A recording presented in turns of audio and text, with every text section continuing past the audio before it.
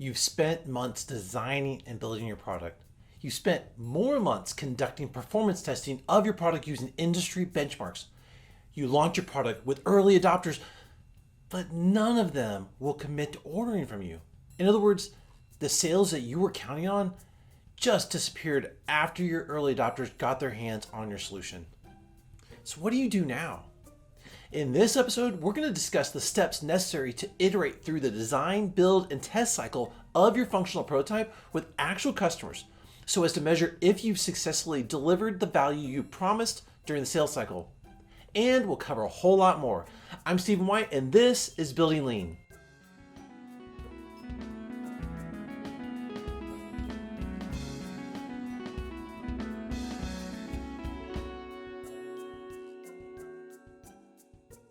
Hey there, awesome founders. Welcome back once again to Building Lean, our series of workshops that cover the steps and activities your startup must take to build key business functions to sustainably generate revenues. Not only are our workshops inspired by thought leaders on startup and scale methodologies, but we also share our experience as founders, as well as working with hundreds of startups and our research, distilling the reasons why over 160 funded startups failed. And that's not all. We have Shafiq patiently waiting to join us immediately after this workshop to answer your burning startup questions related to how you can build your startup lean. If you're interested in growing your startup by building lean, please subscribe to our YouTube channel and click the notification bell nearby so you can receive the latest insights that will help you avoid mistakes that cost you time and money. Remember, building lean is for you, the founder, the innovator who just needs a bit of help and direction to achieve your dream. We believe in you because we know what it's like to search for help or guidance in how to start a startup. So don't hesitate to ask us a question or seek feedback from us. We'll do whatever we can for you as quickly as possible. And if you need a bit more dedicated one-on-one coaching, we'll work to get you into one of our incubator programs. Now, let's get back to why you're here. This episode continues our dive into the activities and milestones you need to complete in order to successfully achieve the first startup phase of market validation. Once again, as a quick refresher, market validation is where you prove that your startup idea is market viable, meaning that your business has the ability to attract customers, generate revenue, and deliver a quality product or service. Now, during our last episode, I covered how to validate the price prospects are willing to pay to have you solve their compelling problem. And we also covered that if you're successful in pricing your product or service appropriately for the market, you'll be able to turn your prospects into paying customers within a reasonable conversion rate and time frame. In this episode, we're going to dig deeper into what you need to do to identify the differentiated value that your solution will provide relative to what you promised your customers during the sales cycle of Milestone 3. This differentiation is critical in separating your solution from competitors as you solve your customer's compelling problem. That was the one that you found back in milestone number 1. For this milestone number 4, the goal is that you develop a functional prototype that will deliver 10 times better value than existing solutions. Since you're operating a new startup that doesn't have a reputation or history, it's essential that you provide exceptional value to your target customer. If your solution just solves a problem but is not better than existing solutions, your customers will have no reason to switch to your product or service. It's important to solve the problem such that your solution is measurably better than existing alternatives in at least one of the 4 problem dimensions, as in monetary costs, time costs, quality costs, and incompleteness costs. However, you need to keep in mind, during this phase, you're not trying to build the perfect solution for your first release. Instead, you'll focus on the 4 steps of product development as you validate your underlying product assumptions through the following approach. You're going to make it work, you're going to make it easy, you're going to make it fast, and you're going to make it pretty. In other words, your first goal is to make sure that your product works in terms of solving the problem your customer wants solved, as they won't care how beautiful your product or service is if it fails to deliver the intended value. After you do that, then you can focus on making the product or service easier to solve the problem, followed by making your solution to the problem work faster or be more effective more quickly. And finally, once you have all that worked out, then you can worry about making your solution as pretty as you want it to be. Go to town with all those designer colors or bells and whistles in the experience. So to be completely clear, you need to only focus on making your solution work while delivering the promised value to your customer during the market validation phase. You'll have plenty of time later to make it easy, fast, and pretty during the repeatable sales and delivery phase. The reason why you'll follow this approach is that your purpose at this stage is to successfully take your initial users who are early adopters through the user's product adoption journey. This journey is where your user will ask themselves the following questions along each stage as they experience your product or service after they purchase it. During the first stage of the user's product adoption journey, which once again is just after they purchased your solution, your user will ask themselves, when am I going to receive my product? In the second stage, and by the way, they may get the product immediately, depending on how you sell to them, but they still are going to be asking that question if they have to order it and wait. In the second stage, as they receive your solution, they will then ask, is this really what I ordered? Is this what I had in mind? As they open or before they use your solution for the first time, they will ask themselves during the third stage, so how does this work? In the final stage, as they begin to use your solution, they will ask, can I figure this all out? Those 4 stages are tied to how evident it is that your solution works in solving your customer's problem and will determine whether your user adopts or abandons your solution. You should think of this process as you're climbing a ladder to get to your end destination. You have to step through each rung of the ladder because you know that if you skip a step or try to do too much at once, you'll likely fall and severely harm yourself. Even though that all makes sense, interestingly enough, Shafiq and myself are often asked the following question by founders. They ask, how will I get my solution built?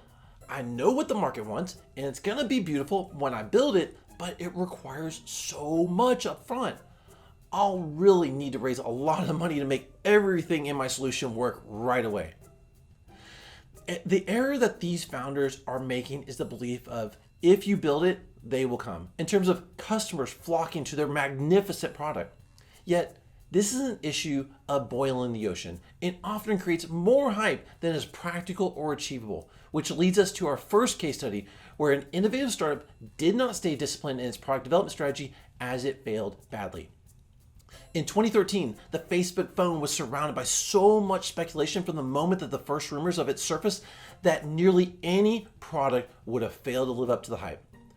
What the public got instead was the HTC First, an Android skin device whose main feature was being geared towards the Facebook Home application.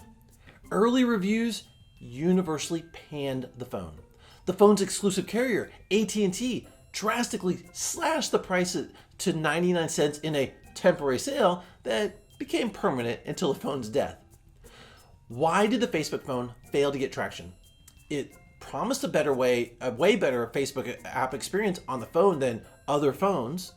What Facebook delivered was a subpar phone with no additional functionality that was already available from existing alternatives. Even worse was that the Facebook phone was buggy and didn't deliver on the table stakes at the time of a great camera, music player, email client, phone, and text UI. Didn't really deliver on those promises or build upon it. This device mostly failed on all the bread and butter functionality users expected from their smartphone. In this case, Facebook hyped up a better user experience but failed to deliver that experience. You'll likely notice that the Facebook phone was very much like the Sony Evil example that I covered in our previous episode. The difference is that the Facebook phone was highly anticipated, with a large number of people having signed up for early access at the time. You have to remember, back in 2013, Facebook was absolutely on a skyrocketed rise, and people just couldn't wait to get more of it. So let's look at another example from just 20 years before to see how these product value mistakes are not a new phenomenon. Back in 1994, the Mozilla Corporation launched the Netscape Navigator as the first graphical web browser, which was an enormously successful launch at the time. It was only late in 1995, about 12 to 18 months later, Microsoft released its competitor, the Internet Explorer, for free. Sadly, the rest is history. While Mozilla's Netscape product was not easily recreated by their customers, it was easily recreated by the largest software company at that moment in time. Microsoft saw Netscape as an existential threat, and so it decided to kill the competition by giving away the exact same functionality for free. It was one of several actions by Microsoft that led to the monopoly lawsuit by the U.S. Department of Justice. So, what went wrong for Mozilla? When your product is squarely within the wheelhouse of a large competitor's key activity, you got to be prepared for harsh treatment by that large competitor. For Netscape, its product value was delivering a software tool, which was something that Microsoft did in its sleep. Had Netscape initially identified Microsoft as a threat, it would have realized that it couldn't charge for its browser and had to develop an alternative business model, as you see today with free browsers that monetize your activity by selling that data to ad networks or premium placements for tools such as your default search engine. Mozilla could have cornered the advertising model 4 years prior to Google incorporating ads based on page content. That concept was not something Microsoft could easily copy and would have required Microsoft to have had to stand up a whole new key activity, such as signing up advertising customers. Okay, I know what you're thinking. Steven, why haven't you talked about your favorite entrepreneur and his car company? Why wasn't Tesla killed by all of its large competitors? Okay, the difference between Tesla and its competitors is that while both were building cars, it's how Tesla built its car that was vastly different than all other existing alternatives that were tied to their legacy internal combustion engine. Even Tesla's closest competitor, in the Nissan Leaf, hadn't built out an all-electric solution. Tesla's key activities, it's important to note, Tesla's key activities were not in the wheelhouse of its competitors, which gave it a competitive advantage that it was able to exploit. So when it comes to identifying the value your product or service delivers, you need to have a plan in place to measure whether you're on track with hitting your goal. As we previously mentioned, we use a technique called OKR, which stands for Objective and Key Results, and it's a framework for setting and measuring goals as well as the results of the activities to achieve them. Now, for this fourth milestone of 10x value identified, we've designed a 28-day OKR that keeps you focused on completing the activities necessary to finish this milestone within 4 weeks. The key results correspond directly with your progress on the underlying work plan. So let's review what your execution cycle should be. Since we've already done all the hard work by building a project guide, I'll use this as a reference point for this episode. Now, the key aspect is, as you begin each activity, you need to plan your work so that it can be completed in manageable, bite-sized chunks. This prevents the feeling of being overwhelmed in the work ahead or discouraged when you encounter a small setback. Now, once you've made your activity plan, then using the framework, tools, and process guides that I'm about to cover, you'll work on each activity in an orderly manner, which will keep you focused and on target. After completing all the activities for a given milestone, you need to schedule time to review your results with an advisor. Your advisor can help you with a fresh pair of eyes to quickly analyze if you have correctly determined whether your solution will deliver the 10x value you promised. In this last step of your execution cycle, you need to evaluate whether your idea suffers from a fatal flaw related to your product assumption. If you have advisors who are well versed in lean methodologies, then they should be able to help you perform this analysis. And if not, you can contact myself or Shafiq for help with this. Please don't hesitate to reach out to us. Okay, now that you understand how to proceed using a project guide, let's look quickly at the detailed activities for market validation's fourth milestone, 10x value delivered. Now, before we jump into the activities, there is one thing you need to know about identifying how your product or service will provide 10x value to your customers. This process will force you to remain focused on solving your customer's compelling problem rather than becoming tempted to add unnecessary features or complexity to your solution. You'll know that pretty colors or one-off functions won't be the drivers that create 10x value and can be added later as your product or service matures. Also, achieving this milestone will be the basis for your initial production and delivery engine. To successfully achieve the 10x value identified milestone, you'll complete the following 5 activities. So let's look at each activity in detail. Now that you have 5 pre-orders using your prototype design from the previous milestone, it's time to build a functional prototype of your product or service. Sometimes this functional prototype will be referred to as an alpha version of your solution because it's designed for testing and not as a leave-behind solution for regular customer use. The point in building it is that you'll need to prove whether your design solution actually solves your customer's compelling problem while delivering on the value promised during sales, and that your solution can be produced at a reasonable cost. Keep in mind, your functional prototypes will be expensive because these are one-offs, But this will provide you insight into budgeting for inventory costs when you move into the second startup development phase of repeatable sales and delivery. With your built prototype, you'll test whether your prototype works in a lab setting before delivering it to your pre-order customers. The lab setting will recreate real-world conditions while capturing any issues that require fixes before release for customer use. Once you've revised your product or service so that it's stable in a lab setting, you'll arrange for a field testing of your prototype with your initial set of customers that placed their pre-orders. By the way, these customers will understand that this is an alpha product or service because you informed them beforehand that this was a preliminary version for testing and one that they cannot keep. For this reason, it's essential that you have geographic reach to your early customers so you can directly observe at a low cost using the prototype during field testing. Now that your customer has field tested your prototype, you'll have them answer survey questions related to quality, the value created, and whether their problem has been actually solved. You'll use their feedback to make revisions to the prototype until you've achieved your product value KPIs. With this revised prototype, you'll be able to document the steps your customers are taking to use your solution to solve their compelling problem. Now, returning to your initial relative value analysis that you performed during the first milestone, you'll update it based on direct observation of your customers' use, and you'll recalculate your RVI score to ensure that your product or service is providing value that's at least 80% better than existing alternatives. With the fourth milestone related to 10x value identified, you need to pay close attention to your success criteria. You can do this by asking the following questions. Is the promised value successfully delivered? Are your estimated unit production costs less than your selling price? Can you increase gross margin to achieve break even and overall profitability for your startup? For this milestone, you should expect to take 4 weeks. And if you've answered yes to each of these 3 questions, then you'll proceed to the next milestone of the scale feasibility determined. If you get a no on one or more of these questions, then you need to perform your fatal flaw analysis to determine the corrective action you need to take.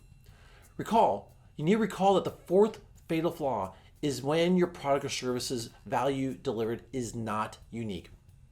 The first test condition you'll examine is whether the value delivered is less than the value you promised during the sales cycle. At this point, you would have built your functional prototype and recalculated your solution's relative value based on the prototype's field testing with real customers. This will help you determine if the relative value is the same or better than what you estimated with your solution hypothesis. Your sales are based on the promise of delivering a solution that is materially better than existing alternatives. If you cannot deliver on that promise, then you have a problem. The corrective action to take here is to redesign or modify your functional prototype. Now, if you're unable to redesign your functional prototype for any better results, you need to consider solving a different problem or find a new market segment where the solution makes more sense. The second test condition is related to intellectual protections. As in, can you protect your product through a patent or copyright law?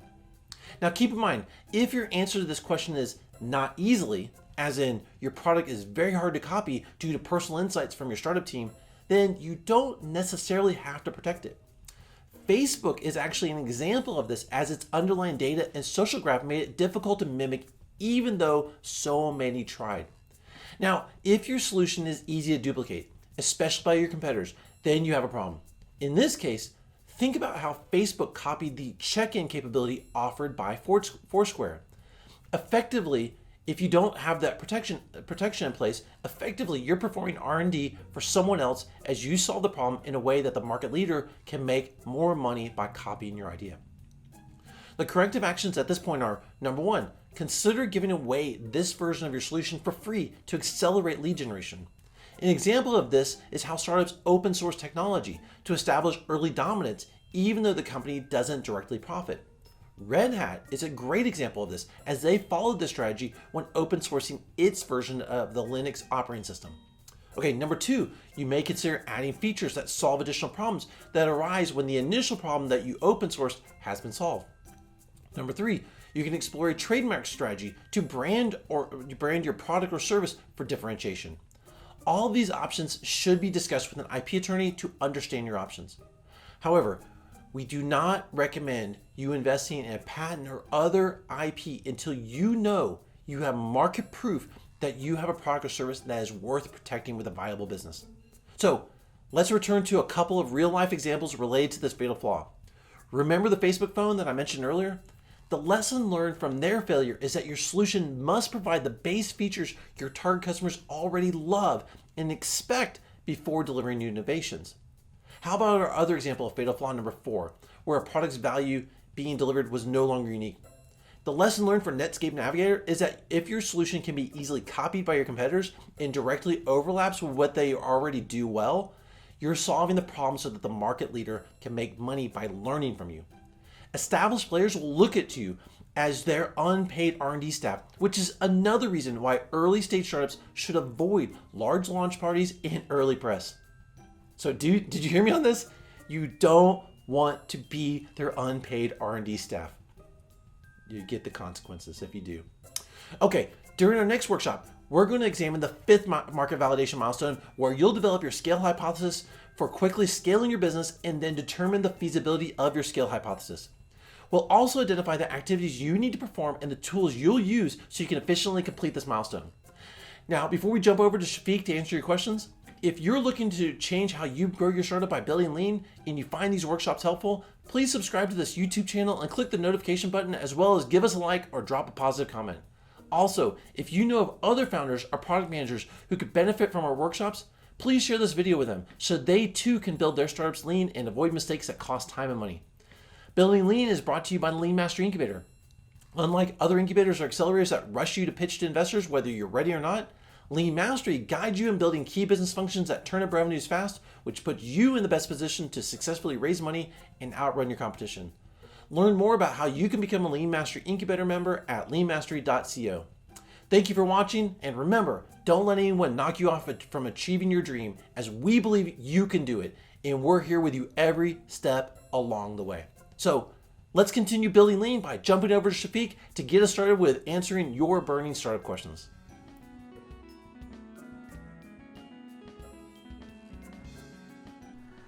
Hi everyone, Shafiq here. Welcome to another edition of Founders Forum, where we answer questions submitted by founders and innovators like yourself. But before we do, I want to remind you to subscribe to our YouTube channel, as well as click the notification bell so you can gain immediate access to the latest episodes of our shows, where we help founders by answering critical questions related to systematically building your startup. All right, hey Steven, are you ready with our first question? All right, hey there, Shafiq. Yes, I am. I'm ready right here with the first question. Now, before I read the question, I gotta say, Shafiq, you and I have always had a professionally diverse audience attending our in-person meetups. So, in addition to founders, we've had investors, both angels and VCs, enterprise innovation teams, product managers, professors, civic leaders, and consultants. So, speaking of which, our first question comes from Tara M. from Grant Thornton, and she writes, how do startups attract and retain C-suite talent? Should they focus more on accomplishing certain fits rather than others, such as industry exposure, hard skills, past startup exposure, etc.? Okay, so let's start with talking about when to recruit C-suite talent, because initially startups shouldn't be trying to attract C-suite talent when they're still trying to achieve market validation. Not until they've mastered repeated sales and delivery phase and are ready for scale, that's when it makes sense to start recruiting C-suite talent. So as long as we're talking about, we get the when question out of the way, and the reason, of course, is because C-suite talent in general are used to operating with resources, and bringing them on early can really mess up the team dynamics. Plus, your high-powered talent will be frustrated trying to work scrappy. So knowing when to bring on talent is very important.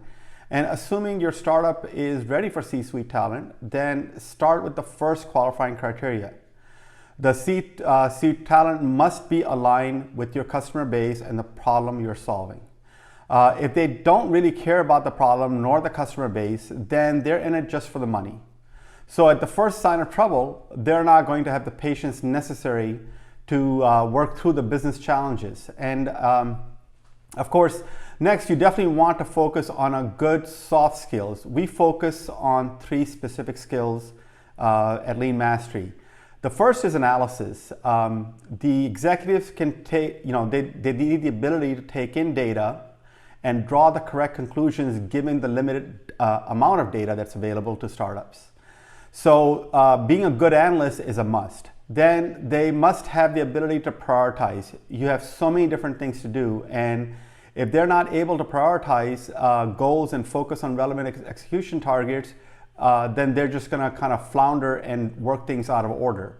Now, if they're good C-suite talent, they're not looking too far ahead. They're focused on the, what the immediate goals are and getting things done, knocked off one at a time, so the team can continue making progress. And of course, the last soft skill we look for is decision making. And it's not that they have, there's a specific kind of decision making we look for. They must be, specifically, they know how to hedge their bets, right? And they don't play the all-in, like the Texas Hold'em game, where they go in all in on every decision. Sometimes it's necessary to go all in, but that can't be the default decision making style. They must be able to survive one or two bad decisions. So it's important that they're able to hedge their bets. Of course, as far as hard skills, depending on the position, lack of industry knowledge and specific technical skills may be deal breakers. Our preference is someone who has helped small teams get large real fast. So when they have that in their background, then it's definitely a plus. Steven, would you like to add anything to my long explanation there? No, first off, thank you. I do have a little to add, but I want to first off say thank you to Tara M for asking this question. I think this speaks to the heart of team alignment. So Shafiq, you really already covered the heart of your question. Now, what I do want to do is clarify a couple of things. So when you were referring to the C-suite, for those who are unfamiliar with that reference, this really covers any senior executive within an organization, such as the CEO, CMO, as in Chief Marketing Officer, or CTO, Chief Technology Officer, and there are others. And if you think of it this way, unlike, say, a bank that may have dozens of VPs, a startup typically has a handful of C-level executives to keep the organization flat and really kind of lean. Also, the C-level executives really are needed, or they're needed when the startup grows. The need will evolve as a startup grows, actually, to be more precise. So another way to look at it would be an early stage startup typically will not need a full-time CFO, Chief Financial Officer, until the third startup phase of sustainable growth, or when they raise substantial institutional investment and they have a need for reporting or reporting purposes, or there's a lot more going on in terms of their accounting function. There's one other thing. Shafiq described alignment within the senior executive team in their desire to solve a compelling problem. This is also true and necessary for all members of the organization, especially early on. Think about it. A startup can easily get outbid when it comes to compensation for talent and lose a key resource such as a developer or a product designer, and that alone can be quite disruptive. However, startup team members who are excited about solving the problem, just like Shafiq described, those people will stick around longer and be more willing to accept non-cash compensation. And cash is really, really precious early on when you don't have a lot of resources. Okay, next question. And this one comes from a first-time founder who is just starting out as she's working on a startup related to an e-commerce platform. For this founder, she writes, "I'm not a coder, but my startup idea is software related. My question is, do I hire a coder or find someone to be my technical co-founder to get my initial functional prototype built?" Well, since this founder is working on a software solution and is still in market validation phase, I assume they need to build out their app. And since that is a common way to work on a functional prototype. However, it should be no surprise to anyone watching our series that we do not recommend hiring a coder when you're trying to build your functional prototype during market validation phase. It's more appropriate later on when you're trying to figure out how to really bring that fully functional version 1.0 of the product out. But that's not necessary for market validation. So you're better off using existing off-the-shelf tools to figure out if you can deliver the value. So as an example, let's say that you notice through your friend who's let's say a sneaker aficionado, that there are a lot of sneakerheads who purchase dozens of shoes each year worth thousands of dollars. Some of these shoes are very hard to purchase, and there is a thriving secondhand market. So you want to set up a marketplace for individuals who can trade their sneakers for other sneakers of equivalent value, or even money when they tire of wearing their sneakers. And you notice as you look around, there really isn't a way for people to trade their goods. They are like eBay sites, but they just don't cater to specifically to the sneakerheads. So how can you set up a functional prototype without having to actually build out the app? Well, the first challenge is how to figure out other sneakerheads to trade with. And after interviewing several sneakerheads you found through your friend, you notice that there are some groups on Reddit that talk about their sneaker finds. You also notice that some of these sneakerheads are on Instagram. So you decide to set up an Instagram channel to showcase rare sneakers and invite all sneakerheads to send in a short video of their prized sneakers to feature on your channel. Now, you then feature the best submission, ask people if they would like to acquire that sneaker. By using Instagram, you can validate demand as well as the role you will play in facilitating the transaction. Even though you did it manually, you're able to solve the problem of the sneakerheads discovering rare to find sneakers and trading them. Plus, you got to play the role of the intermediary who ensured that the person selling the sneaker was not going to get rip off the final customer. So you did all that without having to build out a prototype. In almost all circumstances, we find that when trying to get market validation, you rarely need to build out your functional prototype using code. So it is fairly easy to manually solve the problem using off-the-shelf solutions. So Steven, is there like a different angle you want to talk about this in? No, this is great, Shafiq. I love this example of what a startup team could do to hack Instagram to effectively build a functional prototype, even though it's kind of using the Wizard of Oz prototype method, where a lot of things are happening behind the curtain that people, the potential customers, wouldn't see, but effectively it makes it look like there's real business behind there. So that's pretty cool. Now, from my perspective, this is one of the best parts of working on a startup. You get to be creative in developing your solution, especially when it comes to hacking together off-the-shelf tools for an early version of your product or service, just like you described. And the thing is, it's easier to do this more now than ever, especially using tools that create automation workflows and enable data sharing. Plus, the documentation on how to do this is really gotten to be easy, even for non-technical founders. Now, some founders, and I've seen, they kind of struggle with the fact that this version of their product, what it represents, and they struggle with the aspect that it's just a means to an end, which will be iterated upon. It'll be improved and sometimes thrown away for a complete rebuild. And this is true even if you have a coder who builds the initial prototype. Okay, last question, Shafiq, and this one comes from a second-time founder who is working on a consumer packaged goods startup that is currently in the market validation phase. And he writes, the problem dimension I am solving is focused on improving quality over existing solutions. Can you explain how I can measure the quality improvement for calculating the actual relative value? That's an often asked question we get from founders. It is relatively easy to measure and communicate the difference for cost dimension as well as the time dimension. However, the quality dimension presents a conceptual challenge. That's because you not only have to calculate the value difference, but also figure out how to communicate it back to your user. So it does you no good to know you're better than the alternative, but never develop the ability to easily communicate the difference to your customers. So let's look at an example. Let's say that the quality difference you are trying to communicate is in terms of reliability. Then in that case, you want to highlight the results of your testing that showcases your product's durability. In cars, they do that by providing, like, say, the 100,000 mile warranty.